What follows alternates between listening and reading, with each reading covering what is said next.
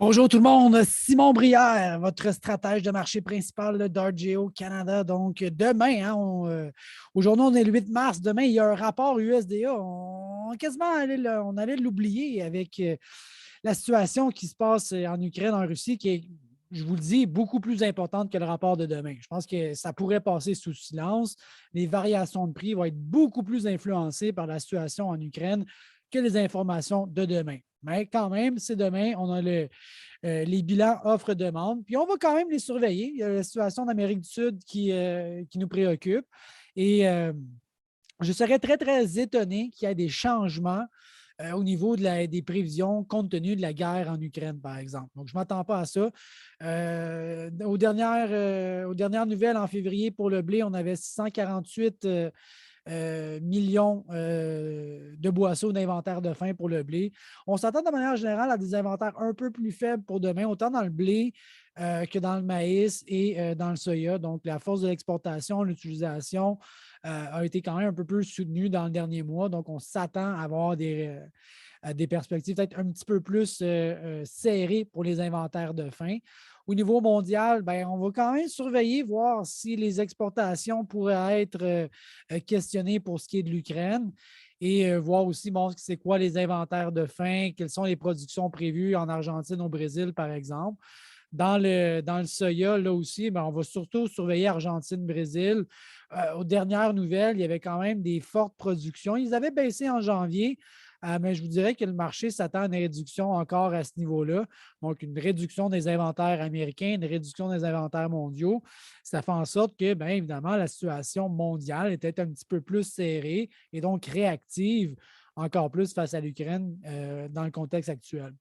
Un peu la même chose pour le blé. On va voir qu'est-ce qui va se passer au niveau mondial. Est-ce que Russie-Ukraine va être affectée? On verra demain. Je ne pense pas que l'USDA va jouer dans ces chiffres-là. Il est trop de bonheur, mais on va le surveiller quand même.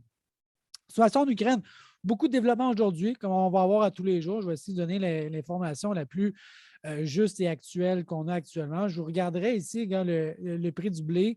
Vous savez, on a été à côté sur les limites pendant quelques jours déjà. Quand ça a ouvert hier à 8 heures, bien, le marché a monté, a baissé.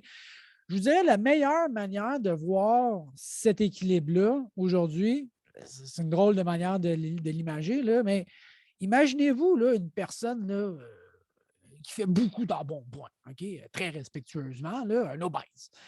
Et là, l'obèse, il rentre ou il embarque sur une balance pour se peser. Et là, l'aiguille, là, elle va d'un bord, fiou, elle va de l'autre bord, fiou, elle va de l'autre bord. Finalement, on essaie de trouver l'équilibre jusqu'à temps qu'un moment donné, ben, on aille justement l'équilibre là-dedans. Donc, on a ce marché-là qui est très pesant au niveau du blé et du grain et on cherche encore l'équilibre de savoir ça vaut combien du blé dans le contexte actuel, ça vaut combien du maïs dans le contexte actuel.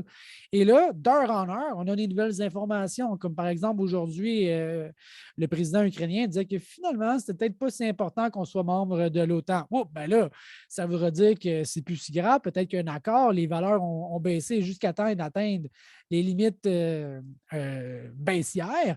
Et là, pas plus tard qu'une heure, Poutine, le président russe, dit ben, finalement, nous autres, là, on n'exploitera plus rien à l'extérieur des limites de la Russie. Donc, finalement, le blé, le maïs, tout repart à la hausse. Donc, ce genre de situation-là, dans un marché extrêmement volatile, c'est pas fini.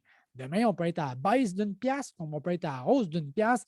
Au final, ça va dépendre de la courbe du conflit. Et je vous promets qu'il va y avoir encore beaucoup de volatilité sur les marchés dans les prochaines semaines.